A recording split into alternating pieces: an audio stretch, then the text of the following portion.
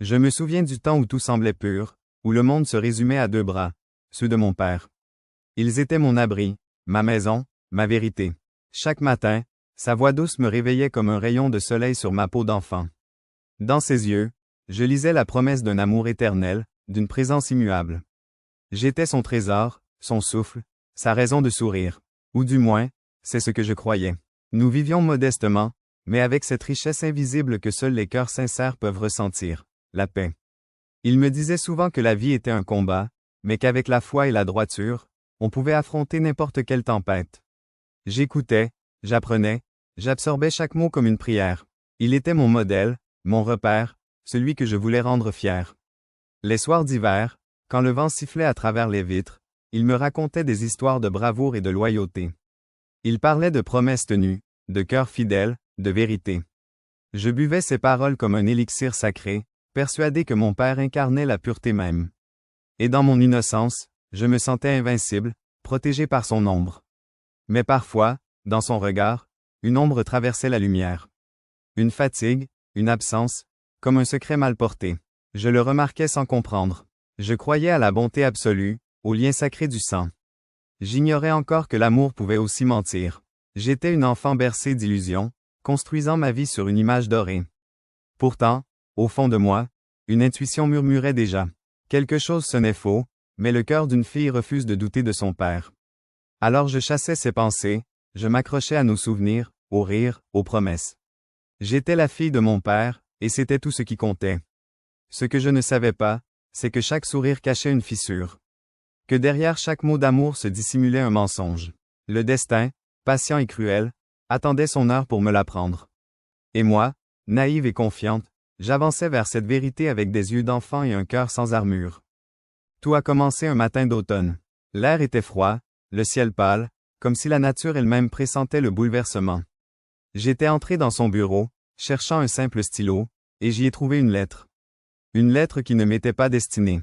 Les mots qu'elle contenait n'étaient pas ceux d'un père, mais d'un homme double, partagé entre mensonge et culpabilité.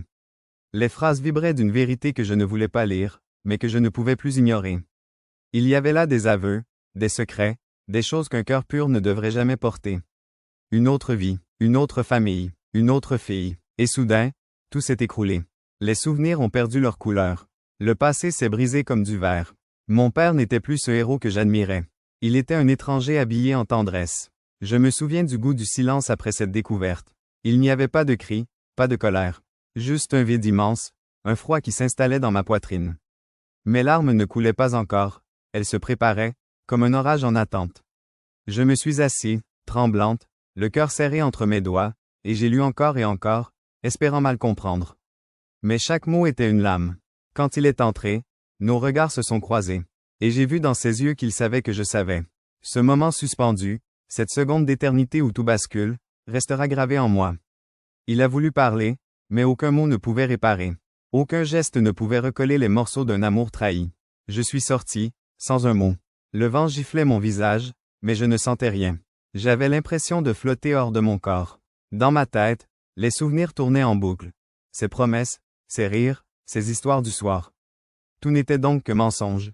Comment un père peut-il trahir l'enfant qui croit encore aux contes de fées? Ce jour-là, quelque chose est mort en moi. Mais je ne le savais pas encore. C'était aussi le début de ma renaissance. Les jours suivants furent une traversée du désert. Plus de repères, plus de foi, plus de sens. Chaque battement de mon cœur résonnait comme une douleur. Le monde semblait vide, et moi, j'étais un écho brisé. Je ne parlais à personne. Je ne voulais plus voir son visage, ni entendre son nom. J'étais perdu dans un océan d'amertume, noyé dans mes propres pensées. Les nuits étaient les pires. Je revivais la scène encore et encore, comme un film cruel qui refuse de s'arrêter.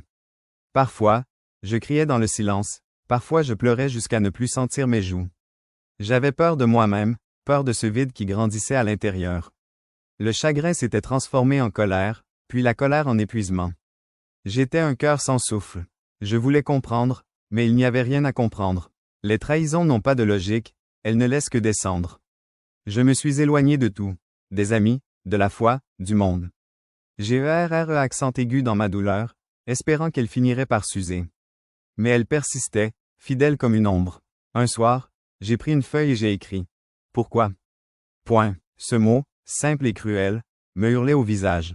Pourquoi moi? Pourquoi lui? Pourquoi maintenant? Et dans le silence de la nuit, j'ai entendu une petite voix en moi répondre. Parce que tu dois apprendre à te connaître sans lui. Ces mots m'ont transpercé. Peut-être que cette trahison n'était pas une fin, mais un passage. Peut-être que la douleur était une porte. J'ai commencé à comprendre que le deuil n'est pas seulement celui de quelqu'un qu'on perd, mais aussi celui qu'on croyait connaître. J'ai pleuré encore, mais différemment. Mes larmes n'étaient plus de colère, mais de libération. J'étais en train de renaître, sans le savoir. Les mois ont passé, et la douleur a commencé à se transformer. Elle n'a pas disparu, non. Mais elle a changé de visage. Elle n'était plus un monstre, mais une cicatrice. J'ai appris à vivre avec, à respirer malgré elle, à me relever, un pas après l'autre. J'ai découvert la solitude, non plus comme une ennemie, mais comme une alliée. Dans le silence, j'ai trouvé ma propre voie. J'ai repris mes études, mes rêves, ma foi. J'ai réappris à sourire, à aimer le matin, à écouter le vent. Ce que mon père avait brisé, je le reconstruisais, seul, pierre après pierre, avec mes mains tremblantes mais sincères. Un jour, j'ai ouvert un livre sur le pardon.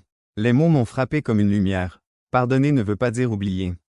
C'est se libérer du poison de la haine. Alors j'ai compris. Tant que je le haïssais, il continuait de vivre en moi. Et moi, je voulais vivre sans chaîne. Alors j'ai écrit une lettre. Pas pour lui, mais pour moi. J'y ai mis toute ma douleur, toute ma colère, tout mon amour aussi. Je l'ai brûlé au coucher du soleil, regardant les cendres s'envoler.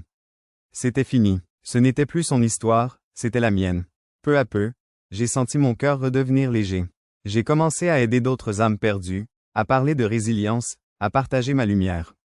Parce que j'avais compris que la blessure la plus profonde peut devenir une source d'espoir. J'étais passé du rôle de victime à celui de guérisseuse. Et dans le silence, j'ai remercié la vie, même pour la douleur. Parce qu'elle m'avait ramené à moi-même. Aujourd'hui, je sais que ma valeur ne dépend pas de lui. Ni de ses choix, ni de ses mensonges. Elle dépend de ce que j'ai construit à partir de ses ruines. Je suis la fille de ma douleur, mais aussi la mère de ma renaissance. J'ai appris que le pardon n'est pas un cadeau pour l'autre, mais une délivrance pour soi. Je ne cherche plus à comprendre le « pourquoi ». La vie m'a montré que certaines vérités se passent d'explications. Elles sont là pour nous briser, afin que la lumière entre. Mon père n'est plus un fantôme qui me hante. Il est devenu une leçon. Celle de l'imperfection humaine, du détachement, de la force tranquille. Quand je repense à lui, je ne ressens plus la colère. Seulement une paix douce, un souvenir apaisé. Je me dis que peut-être, lui aussi portait ses blessures. Et dans ce monde de douleurs transmises, nous avons tous quelque chose à guérir.